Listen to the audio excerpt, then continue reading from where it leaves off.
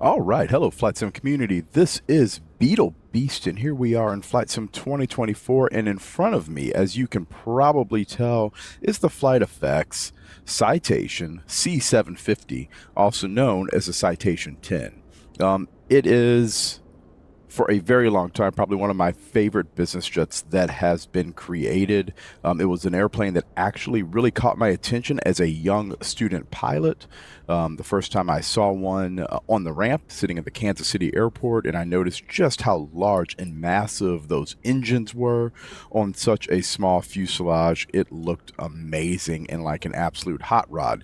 And of course, every time I read about this airplane, it was setting some sort of high-speed record with a 0.92 Mach max speed and a 51,000-foot service ceiling. So all in all, everything said, it's something I was always loving. Now, FlightFX, of course, just recently released this one for Flight Sim 2024, and so I thought I'd go ahead and give us a quick review. I'm going to break this up into two parts. Originally, I kind of done it as a one-part, or thought about doing it as a one-part, but there's just a ton to talk about, and it makes for a very long video. So we're going to break this up into two. The first part of this one here, we're going to talk about the outside of the airplane, the inside of the airplane, kind of some of the setup, but we are not going to fly. Part two of this video is going to end up being just a flight, pretty simple. Right now, we're on the ground in beautiful Chattanooga. This is just the stock scenery, Microsoft Flight Sim 2024 Azobo standard scenery. So there's nothing fancy here in Chattanooga. There's also nothing fancy running in the background. This is set up to run exactly the way the game comes out of the box. So what you see is what you get. I will caveat some things real quick. I do not have a type rating in the Citation 10, the C-750.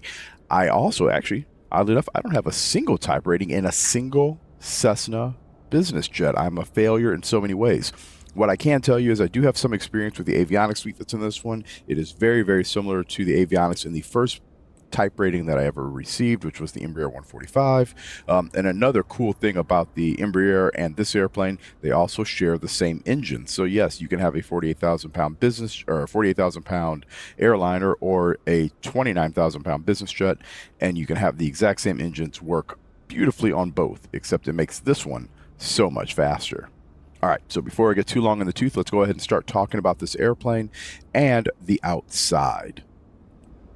So, similar to the other reviews that I've done for business jets, I know I've talked about the Learjet 35 along with the Challenger 350, which FlightFX actually has a Challenger 350 coming out, and I'm hoping to review that one as soon as it shows up as well, just because I am typed in that airplane, lots of experience with it, and I'm very much experienced with the avionics in that airplane as I currently fly that same avionics suite.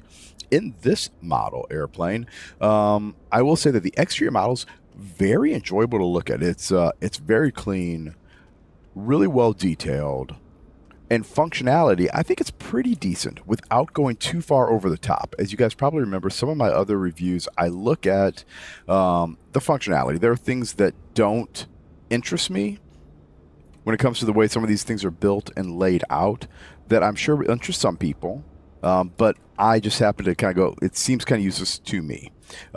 Pitot covers, pitot-static covers, AOA vane covers, TAT covers, and probes can all be brought off with one click, just like most of the other airplanes when you're on the ground here in 2024. The engines, the entirety of the engine itself is clickable for the covers. What's also kind of funky is you can kind of click through the airframe, like right here. I'm kind of over where the other engine is, and I can click that one, and this entire thing will remove the engine cover. The nice thing is you can do it from so far away. I kind of like it. It's kind of slick. And that's one of my complaints about a lot of 2024 aircraft. You almost have to be right on top of them in order to remove components. So I like the fact that each one of those is movable from here. Now, like I was saying, there is some nice detailing here on this nose strut. Whoopsie, I didn't mean to move us like that. So there's some pretty awesome, tow bar instructions that are listed right here on the nose strut. Once again, do I think it's really useful? No, but does it add to the immersion? Maybe. If it's something that you like, that's awesome. enjoy it. But the detailing inside of the nose gear, not quite as good as, say, on the Lear 35. There's a lot more wear and tear that kind of shows up. What I do find interesting is this airplane actually shows a lot more wear and tear in random spots that I would not have expected it to, versus in the areas where I kind of did expect it. The airplane comes with two different variations of the same airframe. One has winglets, as you can see here. The other one does not. It's a straight edge or a straight winged Citation. So what I will say is there's no performance difference in the game for the winglet version or the non-winglet version, either in Mach number or in maximum allowable weight. I'm not sure if there's any variation inside of the actual tin. I know in a lot of aircraft, especially the winglets are functional, you do get a performance increase either in max weight or in your MMO speed for your maximum Mach. But overall, I'd say that the detailing inside or on the outside of the airplane is pretty good. All of the lines are pretty decent until we get back to the engines, and we'll talk about that here in a little bit. These forward doors do not open. They're modeled well, but they don't open. You can even see here, this is just kind of like a sticker color where the actual push clips would be. But yeah, so these don't open. You can't unlock them. You can't get into that nose compartment. We'll go ahead and we'll open up the main door here. And I want to be quiet when I do it because there's some pretty decent sound effects with it. So we'll go ahead and open that up.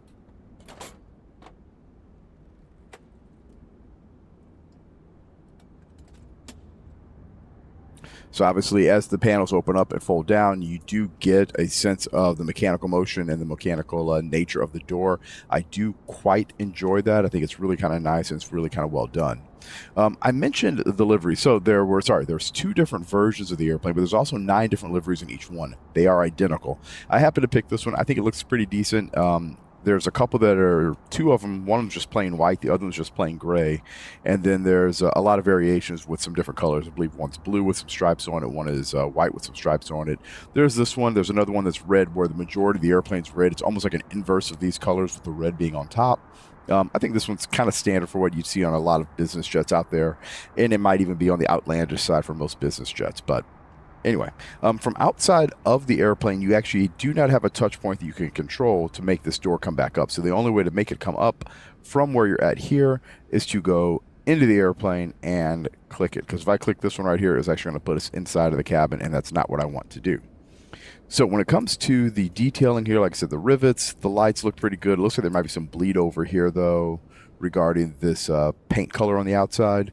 But what I was kind of trying to say that I don't like, and maybe it's just the resolution of the monitor being pretty decent, but there's a lot of wear, tear, and discoloration that I see on the fuselage. Now, granted, they're old airplanes at this point, but some of this just seems a little bit excessive.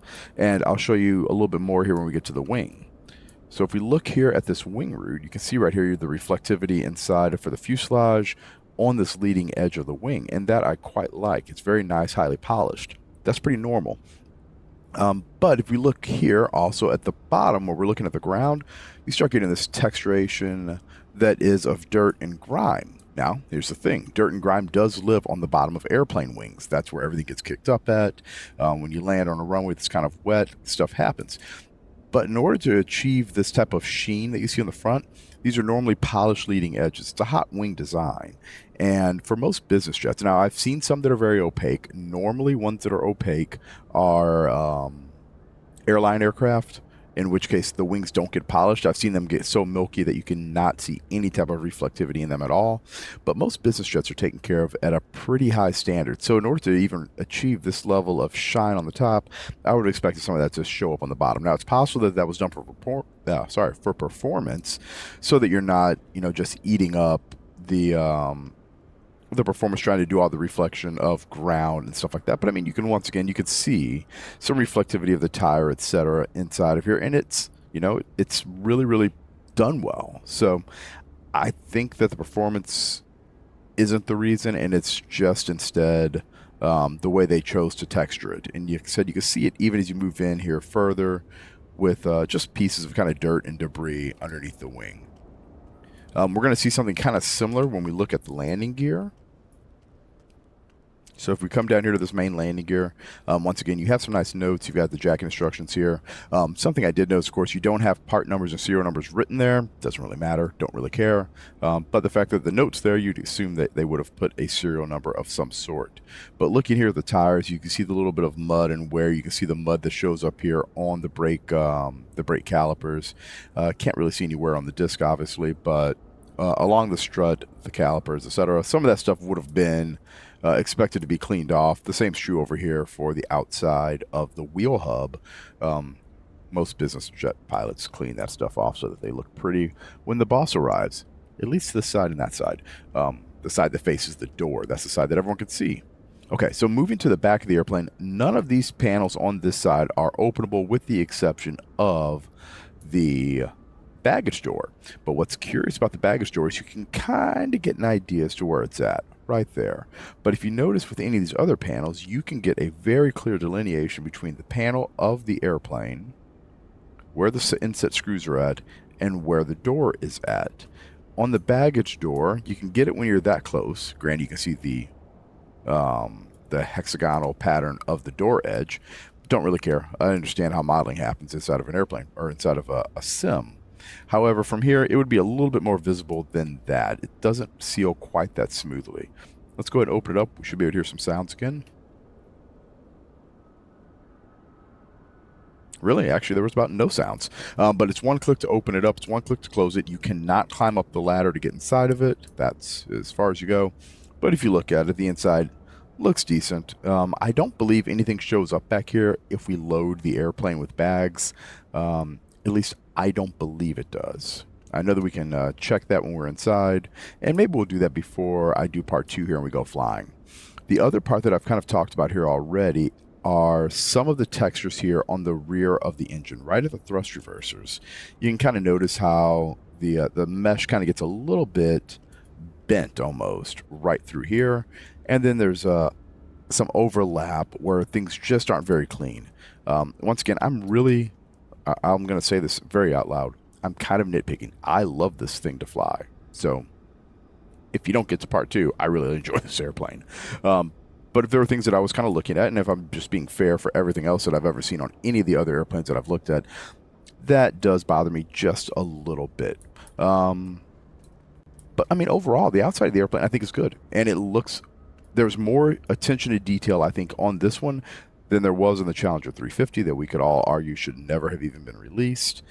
This thing here is done really, really well.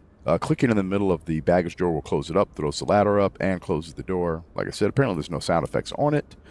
Let's work our way around the back. When you look at the APU exhaust and the engine exhaust, you can actually see the little APU cone right there, which is kind of cool. I like that. And the engine exhaust is pretty slick right there as well. You can also see through the engine a little bit. You get that little sense of some light. It looks like coming around from the side, which they are high bypass engines, so as a result, you should get some of that. That actually might be part of, I was going to say it might be part of the thrust reverser unit, but I don't think it is. The angle doesn't quite work. But, yeah, no, it's well modeled. I do believe that is something solid inside of the engine there, though. But, yeah, it's really well modeled, so I do like that. Like I said, I like the fact that you do get the sense of light kind of coming through the turbine blades there. There should have been a little bit more that I would have expected around the outside here, but it's there. I guess you can kind of see it if you get far enough back. So, of course, coming along the side here, you have the little APU air inlet access right there. Looks like APU generator cooling here. And this one here, I think it's part of the air cycle machine. It's part of the air cycle machine air inlet and the air cycle machine outlet right here for the pressurization system inside of the airplane. The other door, the only other door you can open up, nothing on this side opens at all with the exception of the GPU door. And upon opening it, you will get to see a GPU show up and become hooked up. I did look at the GPU, and one of the things that I kind of complain about, I think the Hobart that comes with the Lear 35 is a little bit better modeled. It was an older school GPU than this one, but what I don't like are the lettering here that's on it. You can tell that it's been stretched a little bit, and as a result, it's just not quite as crisp or clear. The same's true for some of the words that are on the little card itself. And you can just kind of tell there's a little sticker that's there. It doesn't really bother me. Once again, I think it's a very nice amount of detail. It's just not quite as good as some of the other stuff on the airplane itself. So, if the GPU is your biggest complaint, you're doing pretty well here, right? But overall, yeah, I really do like the outside of the airplane. Do like the modeling. It is, as far as I'm concerned, from every angle, it looks exactly like a Citation 10. You won't mistake it for being a C-750 as to anything else. So yeah, all in all, I am rather impressed. Let's go ahead and we'll hop up inside of the airplane now so we can take a look at the cabin and the cockpit. All right, so we're going to deal with a little bit of the power up here, but I'm not going to go flying like I said already. The airplane does come with this awesome little iPad over here on the left-hand side. You can bring it out, push it in. It also rotates, or tilts, sorry, and that one rotates with this one. And if you mess it all up, if you get it out and rotate it and twist it, you don't like that, you hit the button and it just resets back to its original position. But from here, you can control pretty much everything on the outside of the airplane. I am not going to talk about Navigraph as I don't use that feature. If I really want to get detailed, I just pull up my actual airplane flying iPad, and I can load up some FlightFX so I can take a look at where I'm at. But we will talk about the functionality of this in just a couple of seconds. Looking around the cabin, or the cockpit of the airplane, the sheepskin on the seat looks fantastic. Something I think we've kind of gotten spoiled with here are clickable circuit breakers. I know I talked about them on the Lear 35 because it does not have them. This one's identical. It doesn't have them as well. Something that they did do on the Lear 35 that I really kind of wish they did here was to have a clickable button somewhere up here on the dash to hide the yoke. Now, unlike the Lear that has you sitting significantly lower in the yoke can actually block quite a bit of not only instrumentation, but all of the buttonology that you have down here. This one here, you sit up a bit higher, so as a result, you're not blocking quite as much. But in order to actually close the yoke out, you do have to click much lower on the yoke than I wish you did. So that's one of my only little complaints, and that's basically because if you take a peek, there's nothing on the overhead panel, very similar to the Lear, which means that the lower panel here is going to be controlling basically all your functionalities for the systems, and then some of your flight guidance controllers are actually down here. With that note, they were very proactive by including those flight guidance controllers right here for altitude, course deviation indicator, and your heading. The actual flight control panel is right here and is very easy to use. You've got your two FMSs down here at the bottom and your Honeywell. I think this is technically a Primus Epic, but your Honeywell Primus avionics suite is up here with a PFD, MFD, and an ICAS, and then repeated MFD and PFD on the right-hand side. So, all of that said, we're kind of closed into the cockpit. You cannot open up the windows. You can use the sunshades, and they do work. Obviously, you slide them around wherever you want them to be, and then slide them back out of the way. Sat phone doesn't work. The lights don't work up here at the top. Just not functional. So, those are the things that are kind of interesting there.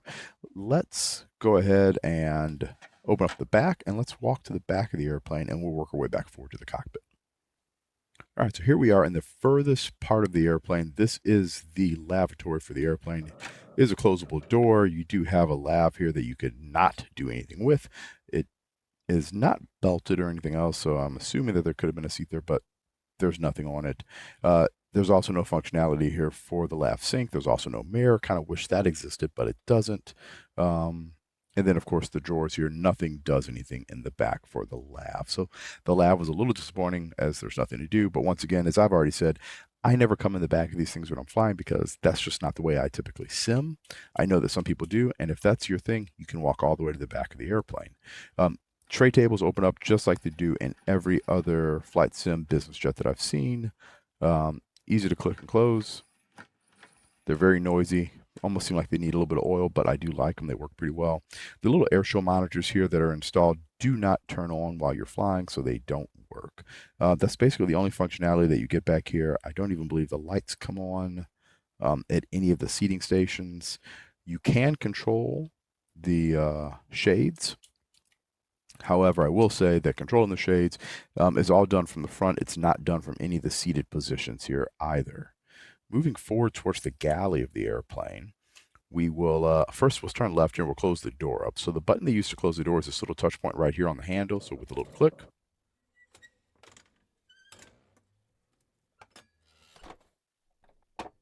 you get a reverse of the door opening sounds as the door closes and seals into place. So I do think that that animation's done really well. Looking back, we'll put some people in here in a minute, but that's the basic look. You can close that door all the way from here. And we'll talk about the galley. It is well stocked. So if you are curious as to what a business jet galley looks like, this one doesn't do a bad job of it. Obviously, the people in this one like wine a lot because that's the only thing they have to drink, even though they have coffee mugs here. This area here, I would have assumed would have had a coffee pot in it, but they didn't. Also, these here normally would have a something to hold them in place because if not, every time you accelerate, they're going to go tipping over. Kind of like being on a ship, right? The microwaves up here. There's going to be hand sanitizer, I think, in this one, along with some really, really tiny cups. You can kind of see it there. They're supposed to be coffee cups, but they are absolutely tiny. There's another set of those somewhere down here. We'll go through the drawers a little bit, though. Silverware plate settings. One empty one. Obviously, sugar. More coffee cups. Once again, these things here will go flying and probably crash into stuff and be a big mess every takeoff, every landing, causing the crews to have to continuously fix them. More snacks, more junk food, and I think a flashlight, right? Yep.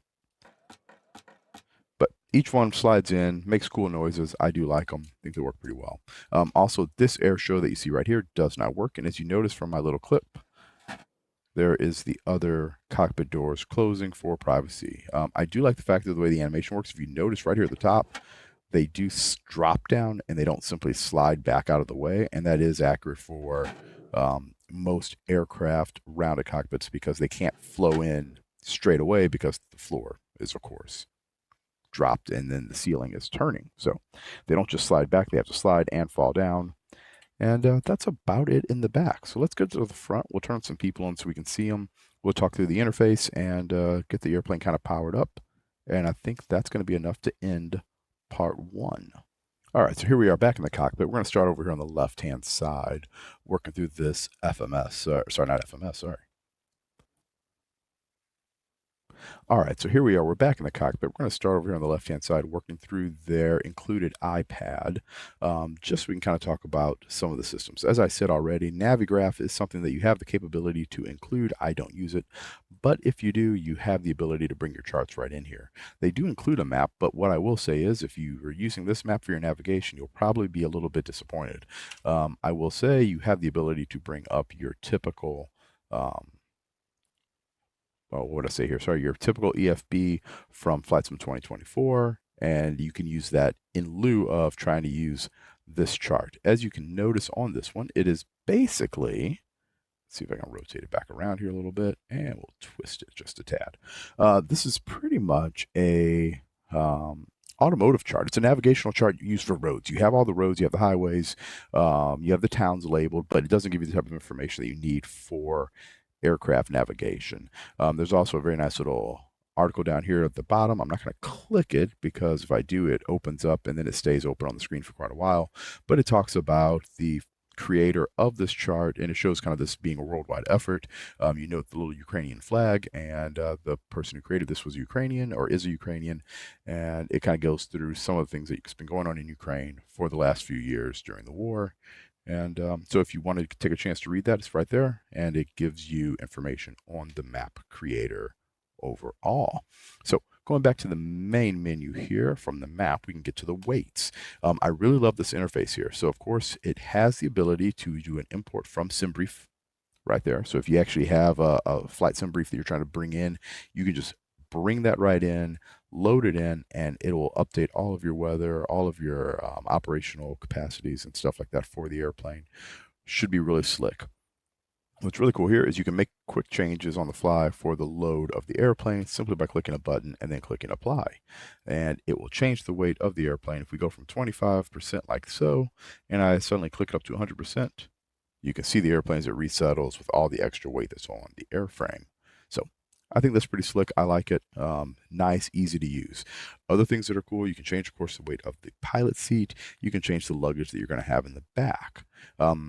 which I'm going to go ahead and just add in 150 pounds or so. What I will say is that it's a slider. You don't have the ability to type in here. So if you're going to change something, and you can't change it like right there either, you may or may not find an exact number.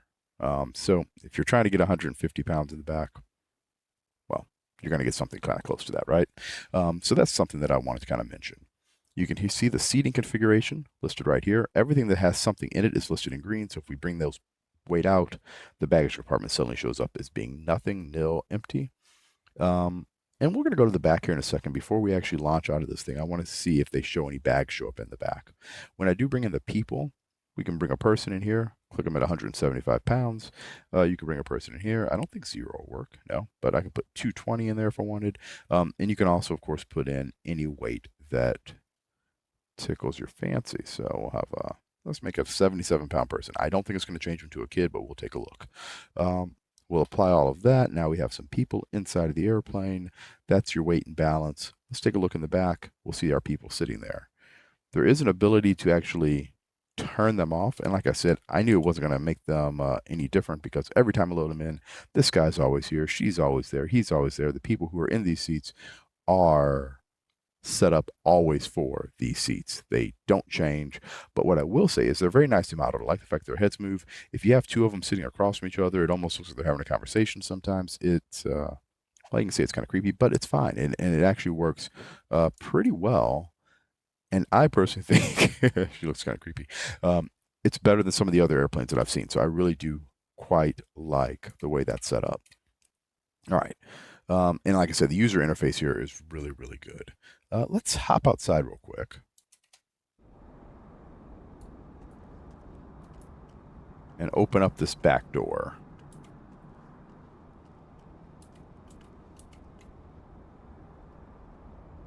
That's what I thought. Yeah, so there's no bags, obviously, in the back of the airplane. All it does is show the weight, and that's it.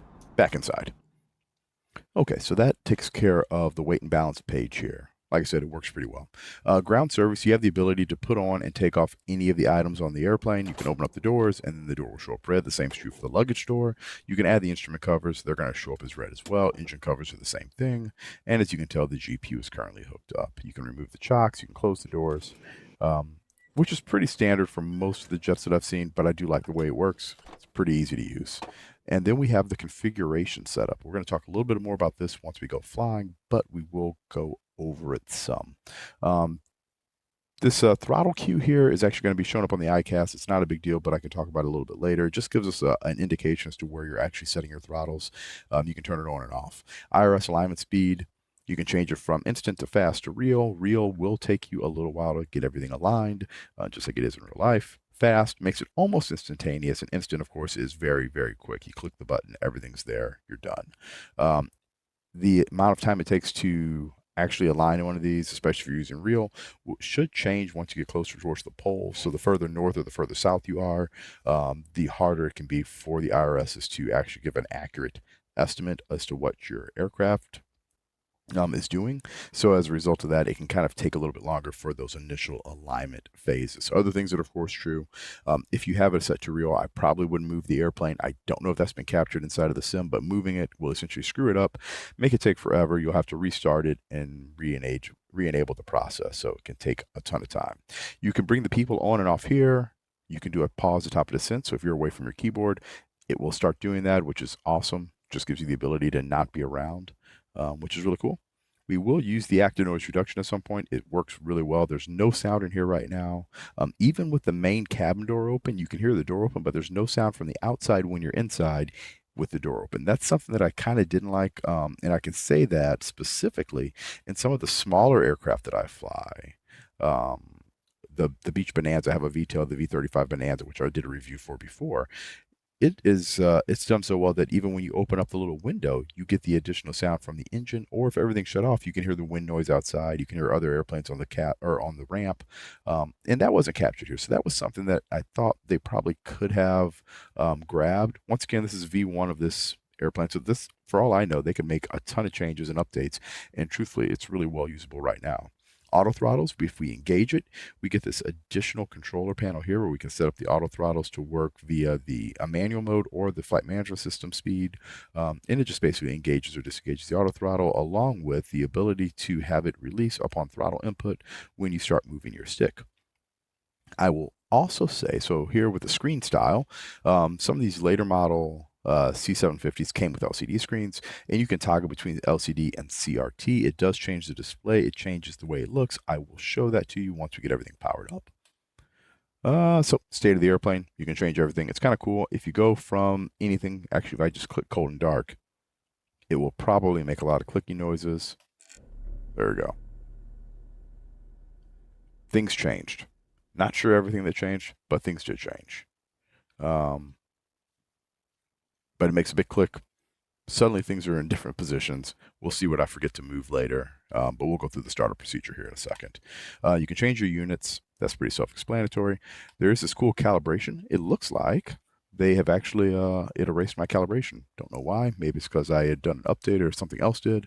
But I'm going to go ahead and set my cruise detent somewhere right around here. I'm going to set my climb detent about there. And your takeoff is up here at the top. So you have the ability to set those. That might be a little bit far. Obviously, the airplane does have FlightFX. So once you get it to the point where you want it to be, it's going to automatically adjust your power via the ICAS. Works out really well. And I like it. I like it a lot. And your cabin layout here, we're going to click a button for the box lunch. And I'm going to show you what happens in the back when you have a box lunch. It's kind of funny. It only shows up for one passenger. It's this guy. He looks like the type of guy that would hog the lunch. And I'm going to also find out that he's actually modeled off of a character at FlightFX or something. And then I'm going to, oh, look, he shares. See, there's two. I don't think it opens up to the other side, though. I want to say that no matter what you do, it only shows up there. Let's see. All right, didn't make a liar out of me. So the only seat that actually gets the box lunch is this one here in the front. Not a bad looking, kind of a panini type deal going on. But yeah. Just a kind of a cheap box lunch. But yeah, I'm going to find out that that guy is modeled after someone at FlightFX's development team. And now he's going to be known as the stingy guy who hogs the lunch. All right, I think that's enough chatting about the box. Also, if you want to get it out of the way, click the button and it stows it, drops it right back down here. And to bring it back, just re-click on it. So what do you say we get this thing started up? All right, so here we are. We're going to go ahead and get power on the airplane. I will attempt to not forget anything once again. As I said, I'm only using my general knowledge of airplanes to kind of do this. And my practicing, I think I've flown for maybe 8 hours. Let's see what's to say over here on the Hobbs. No, it says I've only flown for an hour. I tell you, I've flown for about 8. Something must have changed. Maybe we've got an update since then. But let's go ahead and get this thing powered up and going. So I'm going to go ahead and turn on the batteries. We're going to go ahead and turn on our standby power. And I'm going to turn on the external power. Bring on the ICAS. Actually, that's the avionics. Bring on the ICAS.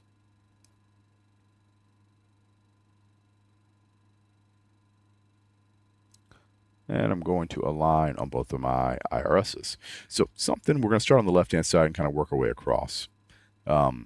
That's something I kind of wish they had done over here. I wish they had the press to test button, because there's a lot of functionality in here that they did include, and then there's some random stuff that they didn't. So one of these press to test would have been kind of cool, and that comes up as a point because of this right here. We've got this headset Oxy Mask switch, which is humorous that it was set up in Oxy Mask. Normally this is essentially controlling where the microphone is going to be getting your communication information from. So when you're talking to someone else, you have the ability to just flip it up to Oxy Mask. This is used in case of an emergency and you have to don this oxygen mask.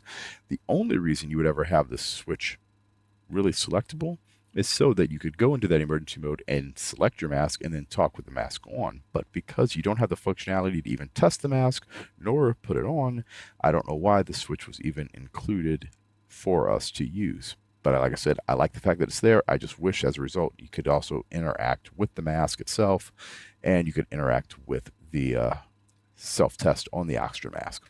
All right, moving on. The passenger oxygen here, what I've noticed is you can once again move it, but even moving it to the on position does not cause our oxygen masks in the back to drop from the ceiling. You can see the holes where they're modeled at, but they don't show up. I wish they did, and I wish you'd have to call maintenance in order to put them back to normal. All right. Let's see here. You got your 2 oxygen tanks there.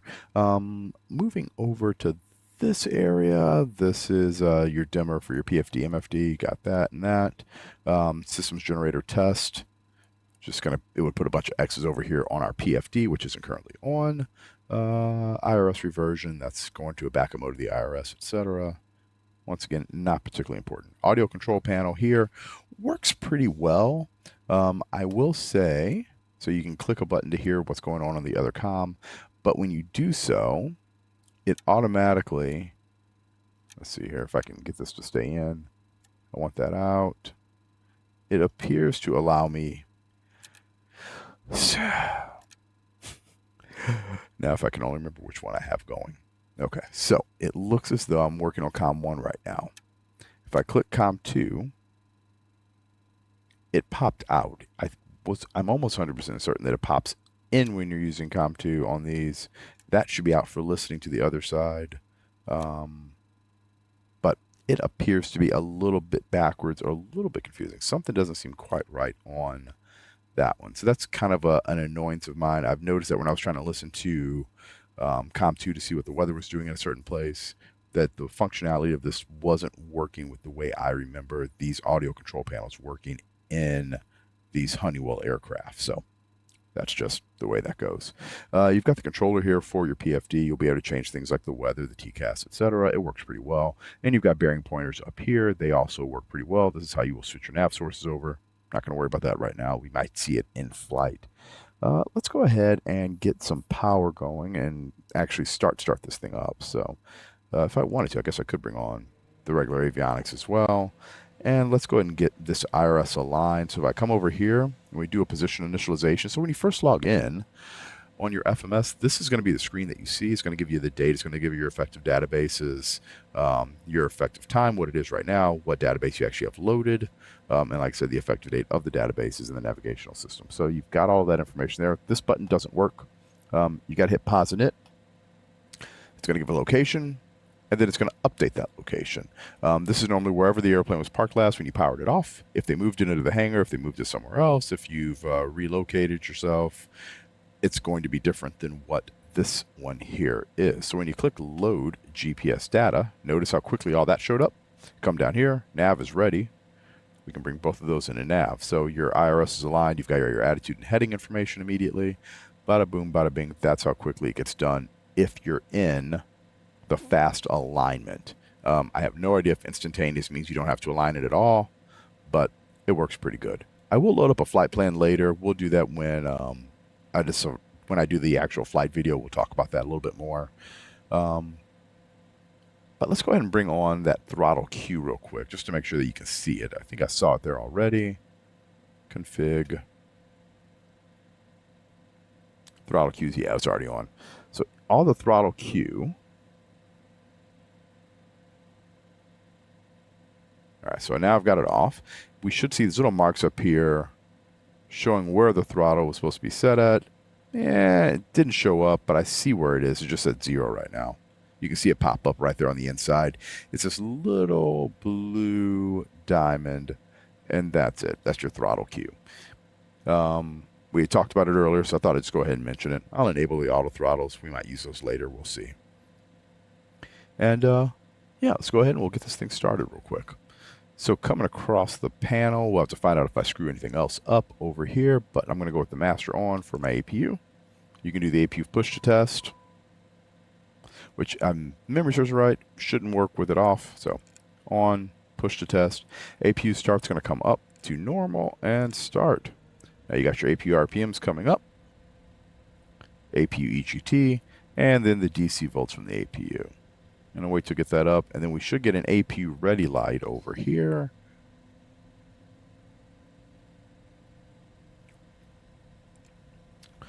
Bleed valve was on for some reason. That shouldn't have been on. All right, we've got RPM. It says ready to load. Generator's going to come on. And why not? There's probably a wait period for putting air on, but we're going to turn it on anyway. Bleed valve's open. And I don't hear anything, which means everything else over here is probably closed. We'll get to that in a minute. Whoa, I did not mean to do that on my shed buses.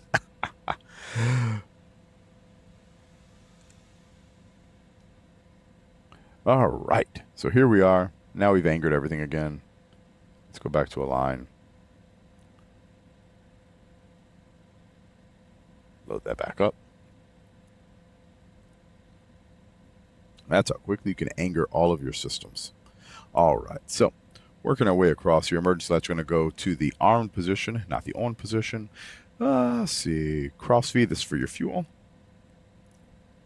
You can choose where your fuel is going to be coming from. Crossfeed off, left-hand tank, left-hand engine, right-hand tank, right-hand engine, and then gravity crossfeed right there. And if you want to pump fuel, it's done right here. Center crossfeed, or the center wing transfer, so you can move fuel from one side to the other. Center crossfeed off, on, or normal.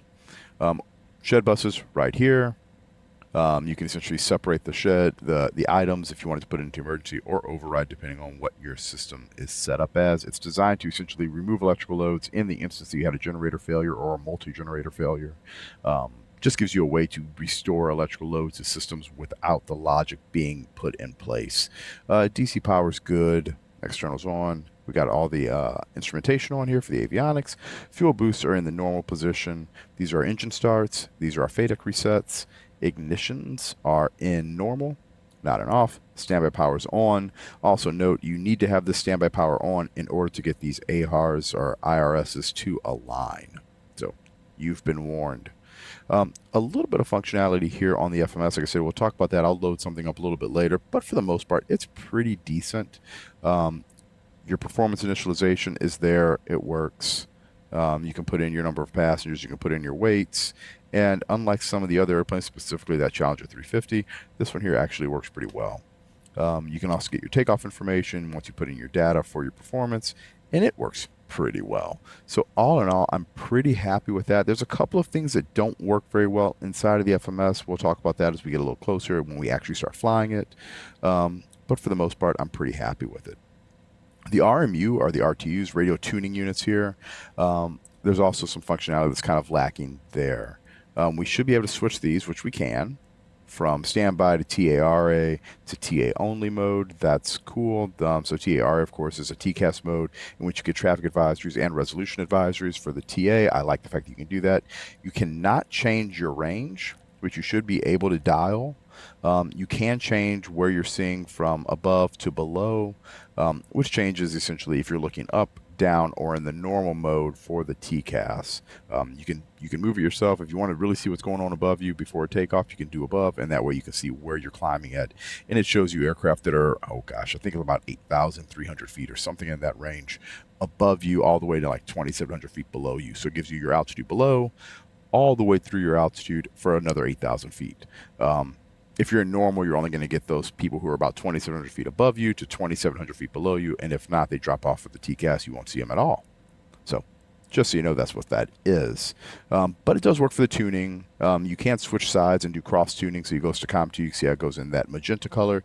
That's showing that you're actually tuning this RTU from this side. I don't believe the dimmer actually works. Yeah, see, that doesn't work. There's no backup page or secondary page. ID should work. There it goes. It shows up. Press that button if ATC ever asks you to ID. I don't know if they actually ever do in the sim. And then your squelch mode there. DME comes up here, but it doesn't work the way I expected it to, because you should be able to store a DME from this one here at COM1, and then upon doing that, be able to swap and actually can drive where your nav source is coming from. So it should be storing the DME information and then allowing you to select new nav information. And it just doesn't let me do that. So as a result, I'm not a fan. It doesn't work the way it should. So yeah, test button, but it doesn't do anything. You got your trims. Those are all set up here. They work fine. You've got flight control surfaces that you can actually turn off. So if you want to shut them off, ailerons off. You've got a backup one here. If that's the other aileron, I think this is elevator. Left-hand elevator off. That's the right-hand side. So you can essentially set off the hydraulics that you need. You can do your trim there. Ground high, normal for your idle, your fans. This for your engine sync if you want it to be on the fan, which is in 1, or if you want to sync to the turbine in 2. Your taxi light are down here. All your other lights are actually up here. I think it's up there. Let's see if I looked in the right spot. No, that's all the other ones. It's right here. Sorry. Right over there. That's your other lights. These are just the ones that everyone gets to control. The FO has the rest on his side that they control. And of course, this is your radar controller here. And the functionality doesn't seem to work, but that doesn't surprise me because I haven't found a single airplane inside a flight sim that has a radar that works properly yet. I know it's going to come, but God, the amount of modeling that would happen just in order to make that possible would be excessive. Let's swap to the other side. So over here, of course, you have your gear. Looks good, works good. Your heats are all here for your anti-ice, left and right. For your pedostatics, you're going to turn those on whenever we're going to be taking off. Windshields can be on or off. There's also an override there, windshield air, which is going to push hot air over the wing or over the windshield to help bleed off anything from the outside. These are electronic. This one is not. Engines, stabilizers, and the slats. All of those right here in case you actually need them if you're flying through any icing. Auxiliary hydraulic pump, off or on. You can hear it. I do like the sound effect, really good. Pump unloads are right here if you need to shut anything off and remove electrical, or sorry, not move electrical load, but remove hydraulic load from the system right there. Here's your anti-skid. You want to keep that in the normal position. All of your lights, we can turn those on to ground recognition. So your anti-collision lights, recog lights there if you needed it, nav lights there, tail floodlight if you want it. All your cabin pressurization stuff is right here. Very similar system to the one in the Lear 35. You can set up to whatever you want your cruising altitude to be, and it's going to show up right there. Then you can set it to what your field elevation is going to be for landing. Set it there. It'll automatically adjust and work. Should work very well. And it'll show you everything that's going on right here in terms of your climb rate and your cabin pressure differential showing up right there. All right, hopefully I haven't bored everybody to death so far. Temperatures are there, who cares? You can't use them anyway, but they do work. You can change the dial. But like I said, I don't know if anybody cares because you can't really feel it. We can do the packs, turn those on. We'll turn this to HPLP, which is high pressure and low pressure air from the engine bleeds. Closed, isolation valve closed and open. And there we can now hear our air being forced through. We're going to need that air because in just a couple of seconds we're going to start up a couple engines and that will become necessary. All right, I don't think I've forgotten anything. Let's start these things up, start a taxi, and then we'll stop this video and you guys can come in for part 2 to see how it actually flies. So right now we'll start the right-hand side up. We'll say we're clear on the right. Press the button. And you're going to get 2 different indications here. So you've got engine indications here and down here. So we've got N2, of course, is already increased. You can see it down there at 28%. ITT is increasing here. You can also see it here. And N1 is showing right there as it increases and corresponds here. Ignition should be on. And I don't see the thing where it says ignition on. Ignitions are normal. I'd say that looks like a pretty decent start. The ignition probably had already cut off by the time I was looking for it. Let's go ahead. We'll start the left-hand side. Also, you notice that sound there. I really love the hydraulics being pushed up and hearing that creaking. There's your ignition light right there. It's very, very, very realistic. If you need to have an airplane that has pressure kind of being pushed through it. I dig it. Very cool. All right, here comes our left side coming all the way up. So as you notice, unlike some of the other airplanes, specifically that Lear 35, you have to have bleed air. These airplanes have air turbine starters. You cannot get it started unless you have bleed air from something. So it's got to be either a huffer cart or you have to have the APU there. Generators are off. Let's go ahead and make sure both generators are reset and back on. Find our button for that. Ignitions. Left-hand generators off, on. Right-hand generator on. Both generators are online. We'll go ahead and disconnect our external power. Make sure that it's actually disconnected from the airplane. Ground power's off. Get our chocks out of the way. We'll go ahead and shut down our APU. Go to stop. Generator's coming off. And we're already in HPLP air, so we're getting airflow from the engines into the cabin right now. In all reality, we probably have had those off when we did the initial start. That way we don't get a bunch of gas being blown back by and into the cabin of the airplane.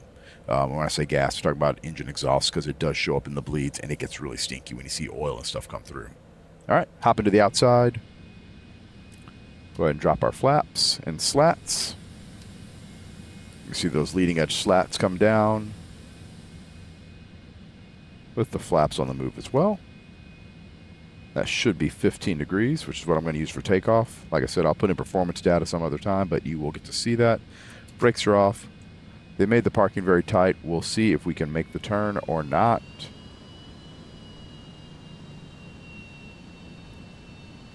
It's not as if we can actually hit any of these objects, but we'll try to keep it looking real.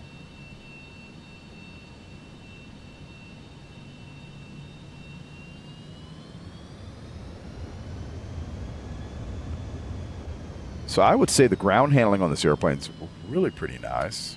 Check your TRs real quick. They check, they stow.